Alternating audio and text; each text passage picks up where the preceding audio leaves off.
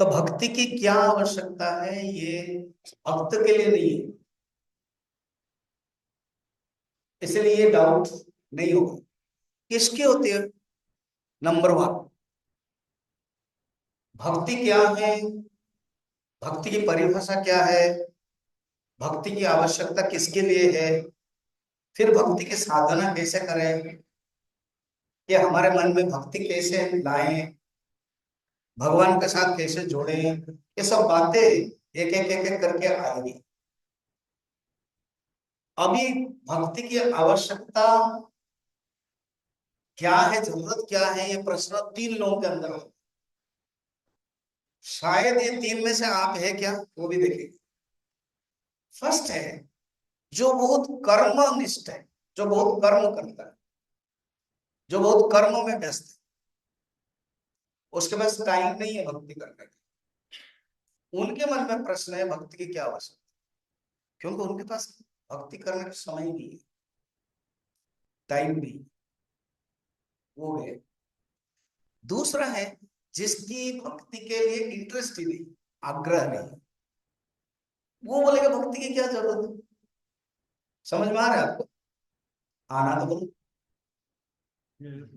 कोई आ ही नहीं ना बोल रही है। मैंने इतना तो आपको पाबंदी नहीं डाला, आना ही नहीं बोल।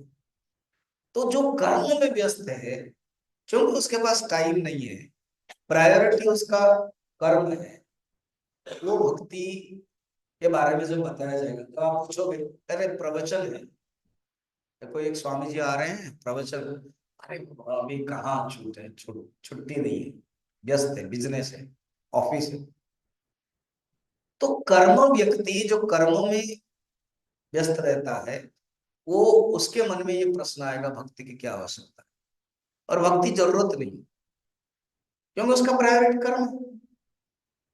एक कैटेगरी। ठीक। सेकंड कैटेगरी है जिसके अंदर इंटरेस्ट नहीं,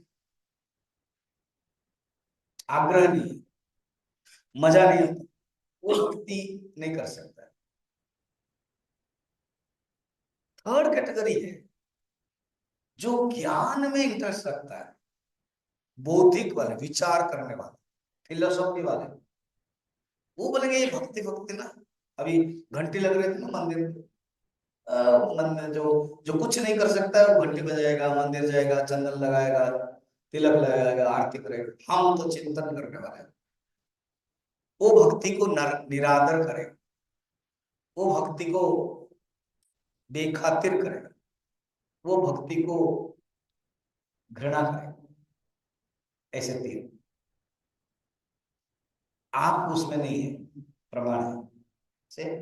नंबर वन है कर्म की प्रायोरिटी होते हुए भी आप आए, एटलीस्ट पहले दिन तो आ गए, अब पता चलेगा क्या बाकी 4 दिन। तो आज के लिए, प्रेजेंट के लिए स्कूल है ना, तो टीचर्स भी है, सब प्रेजेंट पढ़ता है। देखो मैं स्कूल में ना 11 साल था डायरेक्टर, जैसे डायरेक्टर है याद कर, पोस्ट में 150 टीचर्स, 5000 स्टूडेंट्स, चिन्मय विद्यालय का, इसलिए स्कूल का एक्सपीरियंस है। मैं बता रहा था प्रिंसिपल को, लगभग 400 स्कूल्स में प्रवचन दिया हूँ। आपके स्कूल में भी आऊंगा, मैं एक टॉक दूंगा। तो आज प्रेजेंट डालो।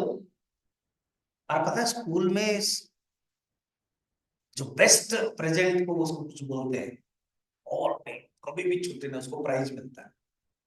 मुझे मिला था तरह करियर में, 9th क्लास 10th क्लास, 2 दिन लगातार मैं जब पढ़ता था, कभी भी एक दिन भी छुट्टी नहीं है। और वो भी है यूनिफॉर्म पहन कर। और एक होता है जो बेस्ट यूनिफॉर्म, क्लीन होता है, टिप टॉप होता है, वो मुझे नहीं मिला था। शायद टीचर ने देखा होगा कि थोड़ा सा इतना साफ नहीं है। और प्रेजेंट में तो आप भी एटलीस्ट 5 दिन प्रेजेंट में रहो। तो कर्म के प्रायोरिटी होते हुए भी आप आए, इसका अर्थ है आप उस नंबर में भक्ति के क्या आवश्यकता है क्वेश्चन नहीं रहे। मगर एक जिज्ञासु के रूप में रहेगी भक्ति की क्या आवश्यकता, तभी हम भक्ति जान सकते। दूसरा है, हाँ और एक पॉइंट था पता है, आग्रह। सेकंड, आपके अंदर आग्रह है। देखेंगे स्वामी जी क्या बोलेंगे, हम जानना चाहते हैं, सुनना चाहते हैं। आग्रह, जिसके आग्रह नहीं हो भक्ति की क्या आवश्यकता करके ठुकराएगा। मगर आपके अंदर आग्रह है। इस प्रोग्राम को करने के लिए लगभग 1 साल हो गया है, तो आग्रह है ना, धीरे लाल पीछे पड़े, करेंगे करेंगे करेंगे। कितना परिश्रम किया वो और उनके कमेटी, और स्कूल भी ने भी इतना मदद दिया। आग्रह तो आपके पास है। तीसरा है, सूखा अगर ज्ञान होगा, अभी आप पता चलेगा 5 दिन में भक्ति किसे कहते हैं। कभी कभी जो थोड़ा से बौद्धिक वाले बुद्धि में और केवल सुखा में रहते हैं, सुखा ज्ञान। अब जैसे हम बता रहे हैं, वेदांत में, हमारे हिंदू धर्म सनातन धर्म में एक उपनिषद है, उसकी भी बातें आएंगी। जो थोड़े उपनिषद ज्ञान पढ़ ले तो वो भक्ति नहीं करते। ये कभी कभी हमारा जो भी सिख धर्म में जब गुरु नानक स्टार्ट किया वो नहीं था, उन्होंने तो राम गोविंद क्या क्या नाम ले रखे, गुरु गोविंद सिंह, गोविंद ही नाम है एक है। मगर कोई कोई लोग भक्ति कर नहीं पाते, करते नहीं, कहते नहीं नहीं नहीं, वो जो आकार वाला है ना, जो राम आकार वाले, वो जो अयोध्या का राम है ना, वो नहीं। जो राम निर्गुण निराकार है, तो बस यही तकलीफ है। निर्गुण निराकार का ज्ञान चिंतन करेंगे, और वो जो अवतार लिए राम शरीर लेकर के, उनकी भक्ति होती है। हम आपको बताएंगे इन 4 दिनों में भक्ति किसे करना है, किसकी भक्ति होती है, किसका ज्ञान। अच्छा, और एक जो 3 नंबर है, तो चौथा नंबर क्या है, जो आलसी लोग हैं ना, वो भक्ति नहीं कर सकते। उनके अंदर क्या भक्ति की जरूरत है, क्योंकि आलसी है, खुद करना पड़ेगा। चौथा नंबर में आप नहीं है ना? हाँ बिल्कुल नहीं, बिल्कुल नहीं है।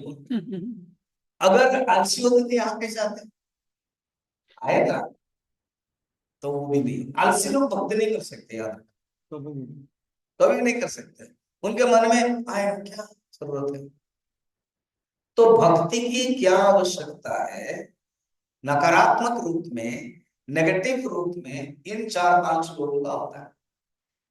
अब हमारे मन में आना चाहिए जिज्ञासा के रूप में, भक्ति की क्या आवश्यकता, एक भक्त के रूप में, एक जिज्ञासा रूप में जानना चाहिए भक्ति की क्या आवश्यकता। ये प्रश्न जो नकारात्मक रूप में देखते हैं, ये 4 लोग क्या आवश्यकता करके टुकार लेते, कभी भी गुरु के पास नहीं जाते।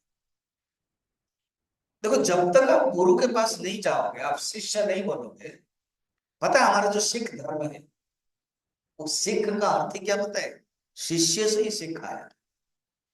ओरिजिनल संस्कृत शब्द शिष्य, श को ख कहा जाता है। इवन रामचरितमानस में भी बहुत चौपाई पढ़ेंगे ख, तो शिष्य माने सिख, अर्थात यहाँ पर अपने आप को शिष्य के रूप में, कितने हमारे परंपरा में गुरु के आदर्श सुनते ही कूद पड़े हैं, इसे भी कहा है। जो गुरु कहते तो कर लेते, इसलिए सिख धर्म एक शिष्य। तो भक्ति की क्या आवश्यकता है और जरूरत है, एक जिज्ञासा के रूप में रहनी चाहिए, जानने के रूप में रहना चाहिए। फिर उसका प्रोसेस हम जानेंगे भक्ति की क्या आवश्यकता। ठीक, अब है थोड़ा सा डेप्थ जाएंगे वेदांत के ऊपर, तभी जान पाएंगे। ये हमारा एक मन है, सबके पास मन है। ऐसे कोई व्यक्ति है जिसके पास मन नहीं है, थोड़ा हाथ उठाओ। सबके पास मन है। आप बोल सकते हो स्वामी जी आपका प्रवचन सुनने के लिए मन नहीं है, वो अलग बात है। और आपके पास मन है, बच्चों तुम लोगों के पास भी है ना। तो मन सबके पास है, सिर्फ मन नहीं है, और भी 2 चीजें हैं मैं बता रहा हूं। एक शरीर है सबके पास, दूसरा मन है, ये गुरुदेव स्वामी चिन्मयानंद जी। तीसरा बुद्धि है, बुद्धि। मन का काम है भावना करना, बुद्धि का काम है विचार करना। आप एक सुंदर श्रोता, भक्त, साधक, शिष्य कब बन सकते हो? जब दोनों आप प्रयोग करो, मन में सुनोगे, बुद्धि में विचार करो। मन चित्त धरि लाऊ लाई, भगवान राम खूब बोलते हैं लक्ष्मण जब प्रवचन देते हैं। तुम्हारा मन है और चित्त है, दोनों को मिला करके करो। तो मन और बुद्धि, बुद्धि का काम है विचार करो और मन का काम है भावना करो। इसको और थोड़ा सा डेप्थ में जाएंगे। नदी की परिभाषा क्या है? नदी किसे कहते हैं? पानी का प्रवाह को नदी। तालाब किसे कहते हैं? जहां तालाब पानी रह जाता है। तो नदी पानी का प्रवाह। मन तालाब जैसा नहीं है, मन नदी जैसा है, बहता है, भावना बहती है। यहां तक आ गए। जैसे नदी की परिभाषा होगा जल प्रवाह, वैसे मन का प्रवाह होगा भावना प्रवाह, फ्लो ऑफ थॉट्स।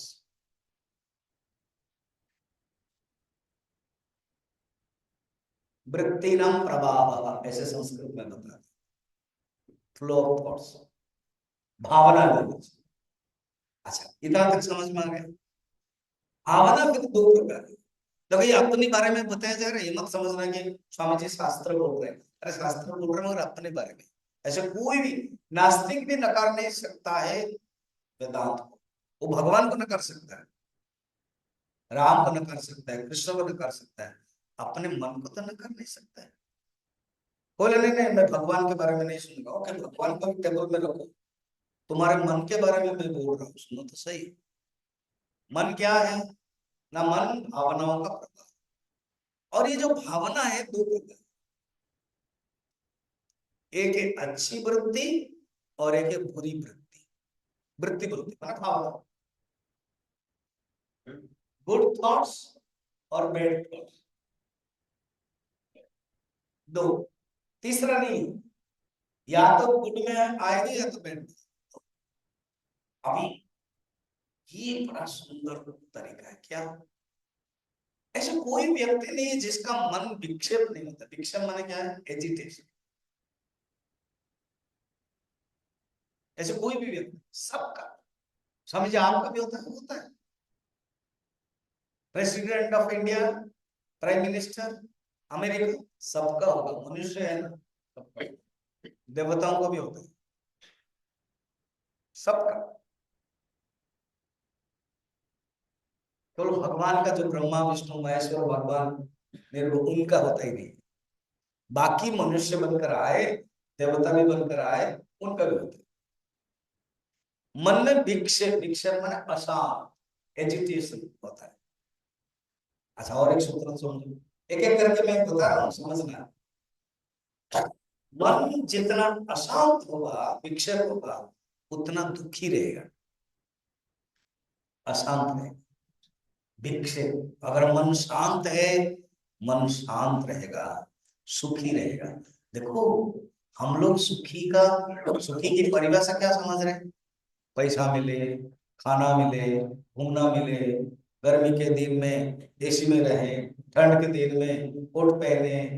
ये ठीक है, ये शरीर के लिए है। मगर जब असली सुख मिलेगा, वो मन के ऊपर है।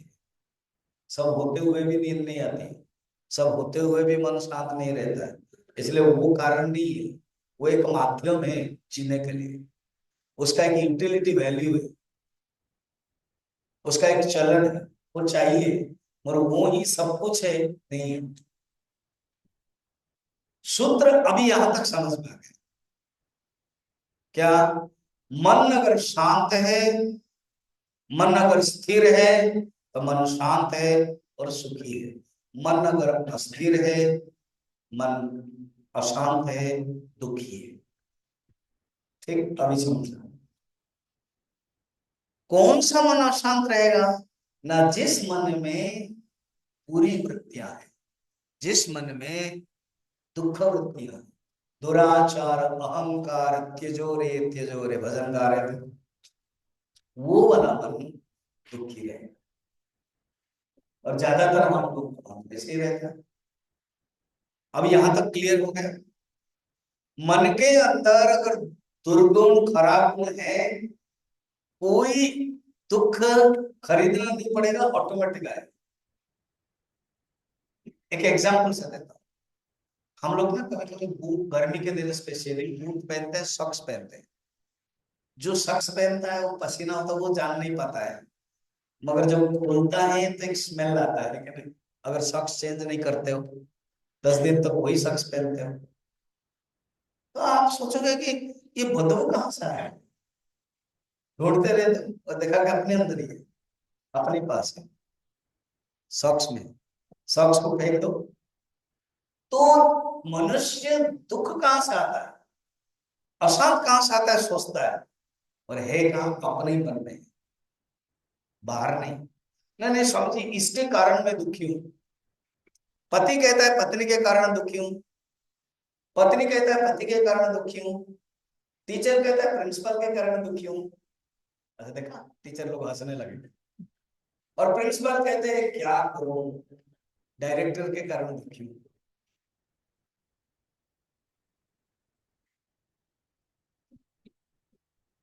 बच्चे कहते हैं ये टीचर के कारण मैं दुखी हूं, ये teacher is my teacher in my life, examination is botheration is modern generation,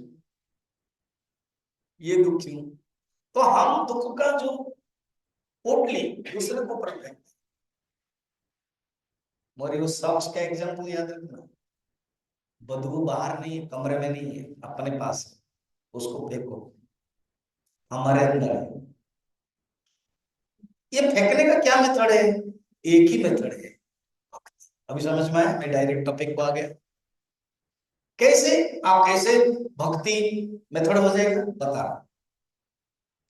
भक्ति का उल्टा कौन है? भक्ति की उल्टी, भक्ति के जो नेगेटिव है, भक्ति जो पॉजिटिव, आसक्ति, जो अहंकार, जो दुराचार का, मैथमेटिकल में बताया जाता है। हमारे अंदर भावना है। भावना कितने प्रकार है? बोलो ना, मैं तो ऐसे करके आंसर ही दे रहा हूँ। तो क्या क्या? बोलो, वो लोग आंसर दे रहे हैं, आप नहीं दे पा, क्या? बोलो अपनी भाषा में बोलो।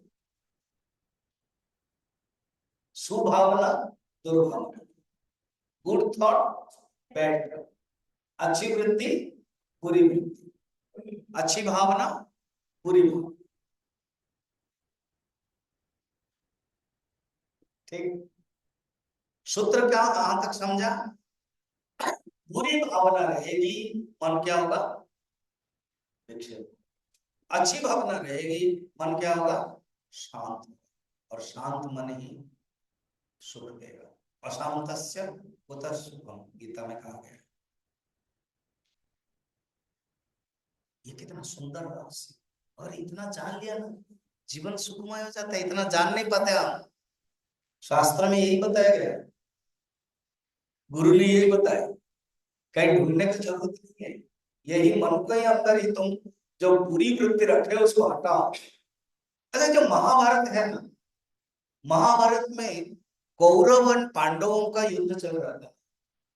कौरव कितने हैं थे? बताओ स्टूडेंट्स, बताओ कौरव कितने थे? स्टूडेंट नहीं बताएंगे तो टीचर्स बता देंगे। 100 और पांडव कितने थे? मैं तुमको 50-50 दिखा रहा हूँ।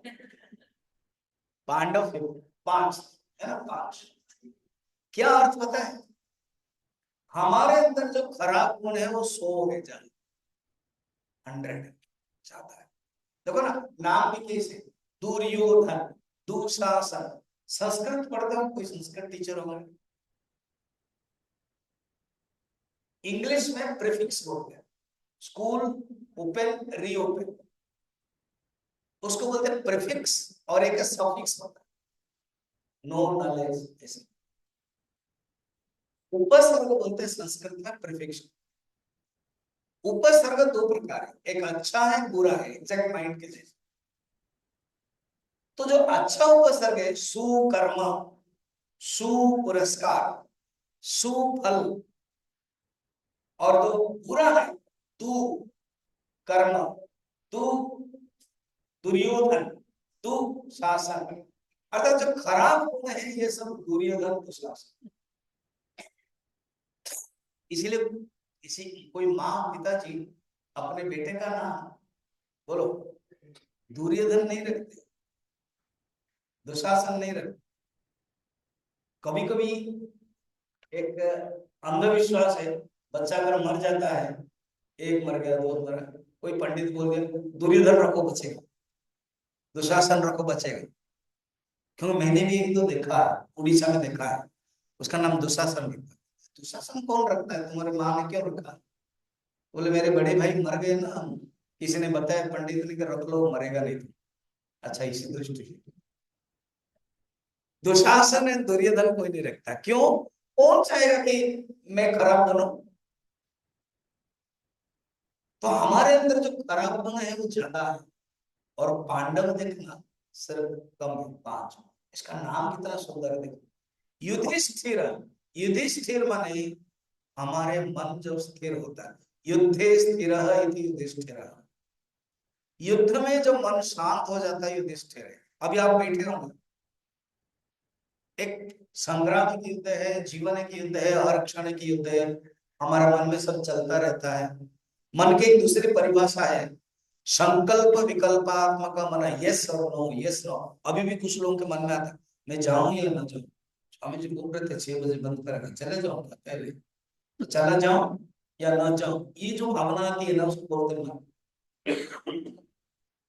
जो अभी सिर्फ 15 मिनट है, इसमें से निकल गया तो क्या करें, उसका मन डावाडोल हो गया, मन ने बोला जाओ, बुद्धि ने भी सपोर्ट कर दिया।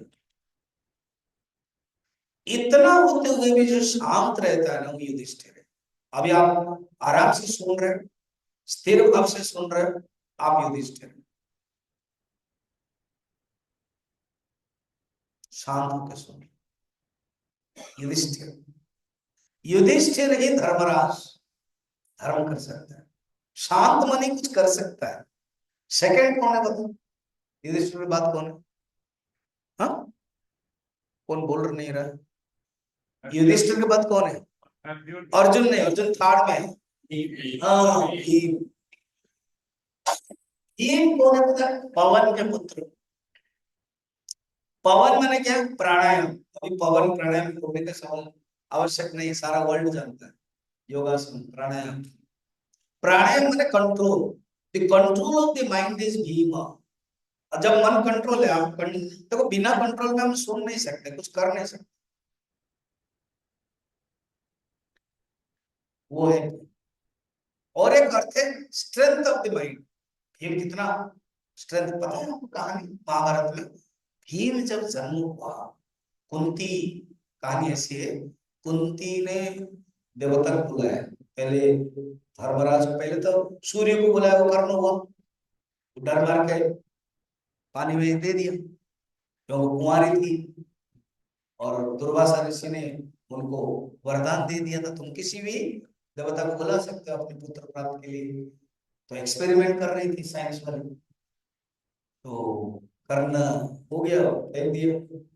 अब सेकेंड है बाकायदा ऑफिशियली पांडु को अभिशाप मिला था, इसलिए उन्होंने उनकी अनुमति से उन्होंने देवता को बुलाया, धर्मराज को। तब हुए युधिष्ठिर। पवन को बुलाया, तब भीम। पवन इतने पावरफुल है, उससे भीम आया तो उनके जब हाथ में आ गए वो हाथ से छूट गया, क्योंकि इतने बड़े भारी था। वो डर गई कुंती, और वो जहां पर खड़ी थी, कभी कोई एक अच्छा जगह पर खड़े होकर के करना, वहां बड़ा पत्थर था, वो डर गई कि पत्थर में मेरा बच्चा तो चकनाचूर हो जाएगा। कहा जाता है पत्थर ही टूट गया और इसका कुछ नहीं हुआ। फिर कुंती लाई, इसको कहते हैं स्ट्रेंथ। कहानी से भी लगता है जब आपका मन स्ट्रांग है ना, स्ट्रेंथ है। अब देखो, किसी के पैर भी नहीं है फिर भी वो एवरेस्ट तक चले जाते हैं, वो लगा करके ओलंपिक में भी खेल लेते हैं। क्या स्ट्रॉन्ग माइंड है, स्ट्रॉन्ग माइंड ही कर सकता है, डिटर्मिनेशन माइंड ही कर सकता है, वो है गेम। अब थर्ड कौन है जो आप बता रहे थे? अर्जुन। अर्जुन। अर्जुन क्या बताएं। अब जब मैं गीता प्रवचन देता था अर्जुन के बारे में बोलता, अर्जुन है सरल है, अर्जुन है सिंप्लिसिटी है। अर्जुन को ही गीता प्रवचन मिला, जो सरल है, जो सिंपल है उसको मिलता है। का मन जब सिंपल होता है ना, सिंप्लिसिटी, वो अर्जुन। अब चौथा क्या है? चौथा नकुल। न कुल शब्दों में अर्थ है, जैसे दुर्योधन अर्थ है, युधिष्ठिर अर्थ है, सब शब्दों में अर्थ है। ये संस्कृत की विशेषता। न कुल, कुल माने क्या है? गुरु। कुलपति, कुल गुरु। और एक कुल का अर्थ है किनारा, जैसे नदी है ना, सतलेज है, शतद्रु है, व्यास है, तो दो किनारे होते हैं। कुल, संस्कृत में कुल माने किनारा।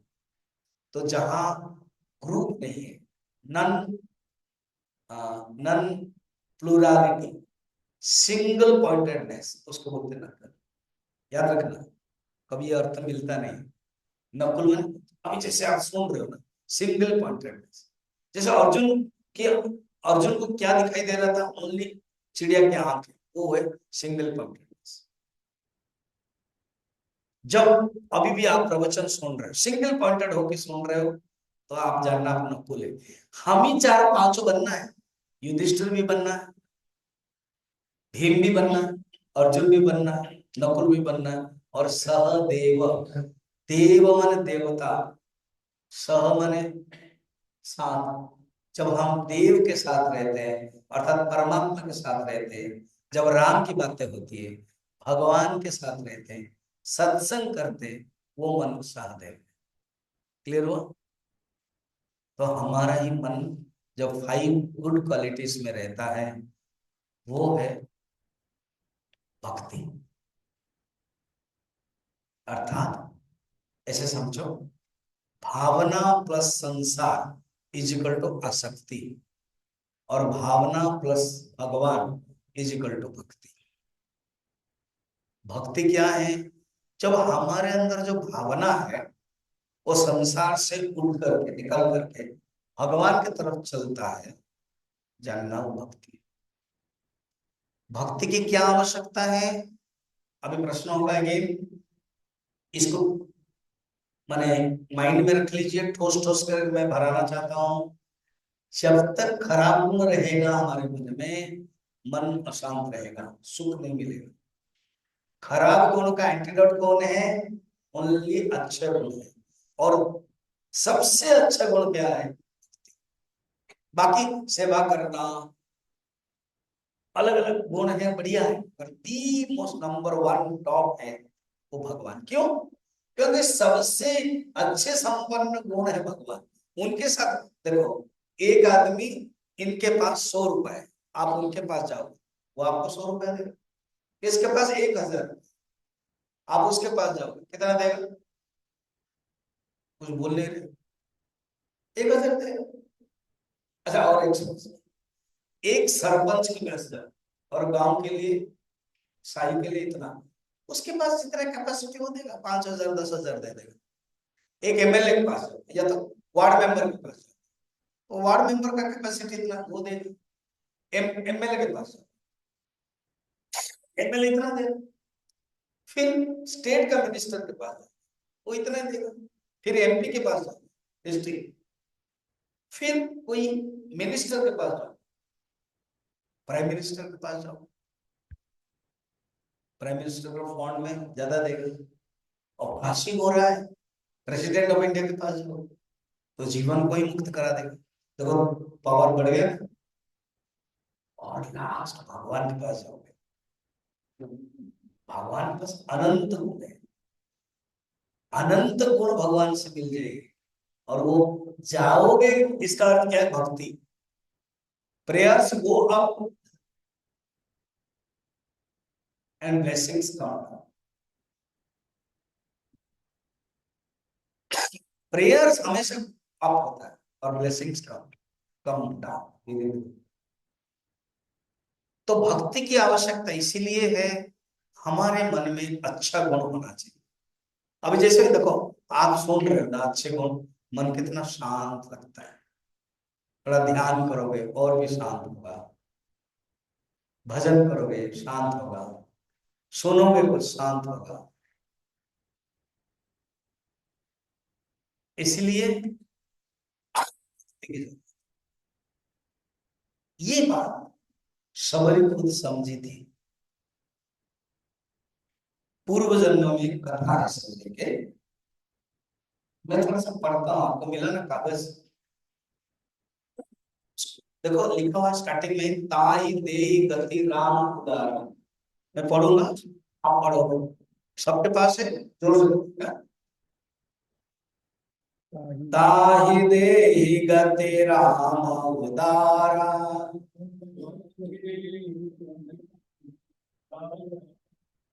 आप लोग शायद हिंदी नहीं, पंजाबी तो लिख नहीं सकते हम।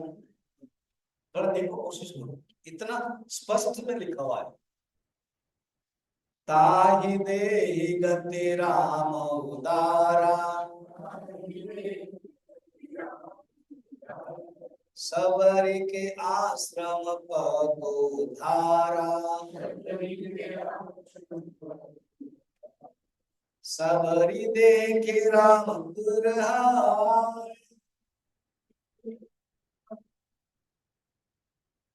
उनके वचन समुझे जिय भाए। सरस जलोचन पाहु विशाला,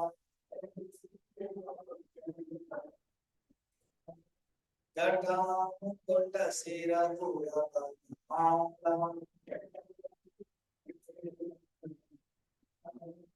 श्याम घोर सुंदर दो भाई, सबरी भरे चरण लपटाए। प्रेम मगन मुख बचन धाम,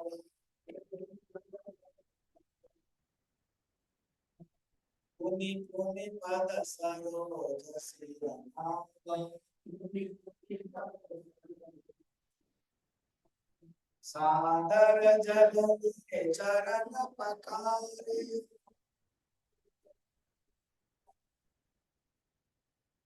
सुंदर आसन बैठारे।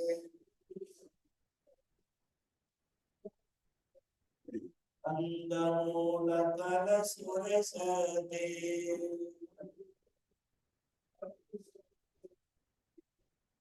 ये राम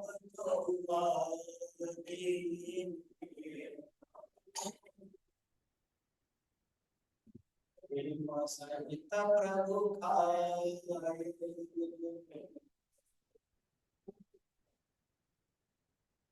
बार बार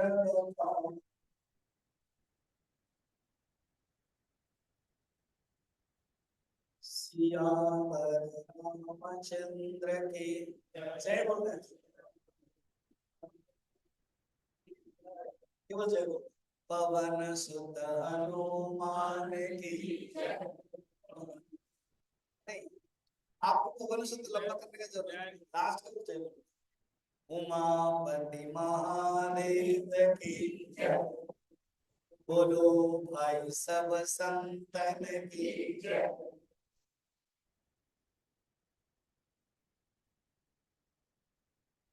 अब जो हम थॉट में गए थे ना, भक्ति क्या है, कि भगवान की भक्ति करना। अब ये प्रश्न आएगा, हम समझे भक्ति कर रहे हैं, मगर इतना मजा नहीं, इतना आनंद नहीं।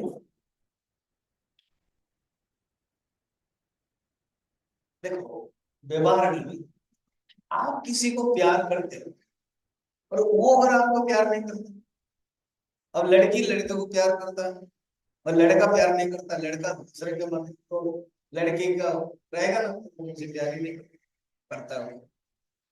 लड़का प्यार करता है, लड़की प्यार नहीं करती। प्यार क्या होता है? बीच दोनों।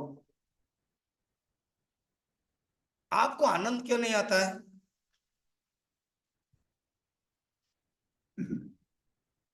आपको आनंद इसलिए नहीं आता है, ये मेरा बैटरी का खत्म हो गया।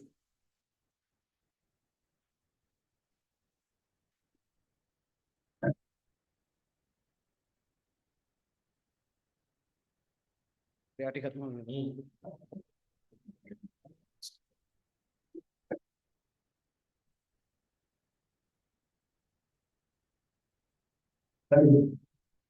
देखो अभी क्या हुआ पता है, हमारा बैटरी खत्म हो गया इस बार। ऐसे ही आप लोगों के मन में अगर बैटरी खत्म हो जाता है ना, तो फिर भक्ति में मजा नहीं आता। फिर क्या चाहिए? डायरेक्ट चाहिए।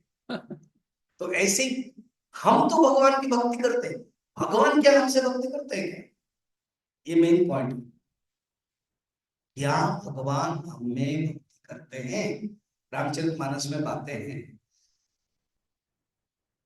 सब भक्त भगवान भी याद करते हैं। मगर कथा में भगवान किसको याद करते थे? हेलो, भरत। तो भक्ति की पूर्ति तब होती है, भक्ति की कल्पना बने, क्लाइमेक्स तब होता है जब भगवान भी वैसे ही हमें याद करेंगे। ये जो हमने पढ़ा उसमें कैसे आप बोलो, देखो, ताहि देहि गति राम दुलारा, ये पिछले प्रसंग है, कबंध को उन्होंने दे दिया उसके बारे में। अब नेक्स्ट वाला तो दोबारा देखिए, तो भाई सबरी के आश्रम पगुधारा, यहीं पर सूत्र है। सबरी के आश्रम बताया, सबरी के घर नहीं बताया। अगर जीवन में आनंद लेना है ना, घर को आश्रम बना। तुलसीदास जी के शब्द का चयन देखना, आप घर में रहते हो दुखी हो, गृहस्थ। अच्छा, गृहस्थ शब्द संस्कृत का चलता है, इंग्लिश का तो बहुत ही खतरनाक है। गृहस्थ का इंग्लिश क्या है प्रिंसिपल? गृहस्थ का इंग्लिश शब्द क्या है? House holder. नहीं, इतना ही डायरेक्ट, हाउस होल्डर। हाउस को जो होल्ड करके रखता है ना, वो हाउस होल्डर।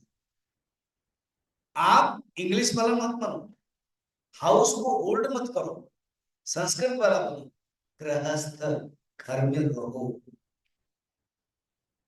और गृहस्थ के बाद ब्रह्मचारी, गृहस्थ, वानप्रस्थ और सन्यास। सन्यास में आश्रम कहते सबरी के आश्रम। आश्रम शब्द क्या है? अभी भी स्वामी जी आप आश्रम में रहते हैं ना, तो जहाँ एक साधु रहता है, सन्यासी रहता है, गुरु रहते हैं, तो सबरी तो एक कुटिया में थी, परंतु उसको निकाल दिया गया था। तो भी भगवान राम कह रहे हमें सबरी के आश्रम जाना है। शब्द समझा? भगवान उसी के घर में आते हैं जिसने अपने घर को आश्रम बनाया। एक पंजाब की घटना बता रहा हूँ। हमारे स्वामी सुबोधानंद जी जो सिद्धवाड़ी के आचार्य थे, मुख्य आचार्य, वो बोलते थे, किसी पंजाब लुधियाना जलंधर कहीं पर भी होगा, बोलते थे घर में मैं रहता था, उस घर की बड़ा सुंदर परंपरा थी। गुरु नानक के मंदिर था स्टार्टिंग में, और लिखा हुआ है कि ये घर गुरु नानक जी का है। उसमें से जो दादाजी है, जब उनको वॉकिंग करने के लिए जाना है, तो कहते गुरुदेव नानक जी, मैं वॉकिंग करने के लिए जाऊं? फिर अपने आप में ही आंसर आता था, जाऊं। फिर जाते थे। फिर दादी माँ, बच्चे, फिर छोटा छोटा बच्चे भी, नानक जी हम स्कूल जावे, फिर हो जाते थे। फिर आते समय हम आ गए, अंदर प्रवेश कर, क्या संस्कार है। अर्थात ये घर किसका है? नानक जी का है। और हम इस घर में रह रहे हैं, परमिशन भी लेना है, बाहर आना भी है। वही परिवार के आदमी कोई शराब पिएगा क्या? और आएगा तो शराब, फिर कैसे बोलेगा कि नाना जी में शराब दिखाया, थप्पड़ पड़ेगा। ऐसे जिसने अपने ग्रह का आश्रम बनाया ना, भगवान उसके पास आते हैं। हमें भक्ति में आनंद क्यों नहीं आता है? क्योंकि भगवान नहीं आता है और हमने बनाया ही नहीं। हमारा घर, हमारा मंदिर, एक शब्द मैं अभी शॉर्ट में बोल देता हूँ, 6 बज रहा है। सेकंड है, कल थोड़ा होगा तो आश्रम के बारे में बोलूंगा। सेकंड बहुत सुंदर है। भगवान राम वन में धीरे धीरे चलते हैं, ऐसे भी भगवान बहुत धीरे धीरे चलते हैं। और अभी शब्द देखना, नेक्स्ट वाला पढ़ना। सबरी के आश्रम, पगु, पगु माने पैर, भगवान के पैर ना, धारा, अभी मैं बता रहा था, अर्थात भगवान के पैर धारा जैसे बहता रहता था जाने के लिए, उतावला। समझ में आया कुछ? भक्त वही है जो भगवान भी आना चाहते, सबरी के लिए इसलिए आए। तो जो प्रश्न मैंने रखा था, हमें भक्ति में भी क्यों आनंद नहीं आ रहा है? क्योंकि भगवान की कृपा नहीं हुई। भगवान की कृपा, जैसे भगवान की धारा और हो जाएगी, हमारे अंदर आनंद हो आएगा। ऐसे चौपाई के एक एक अक्षर में इतना अर्थ है। कल हम आपको और भी बताएंगे। धन्यवाद। 6 बज रहा है, तो मेरा नियम है 6 बजे बंद करना है। अभी हम लोग आरती करेंगे। कौन कौन आरती करेंगे वो आ जाए। मैडम आप उसको, अच्छा आरती से पहले आप बोले हो ना, धन्यवाद कौन देने वाला?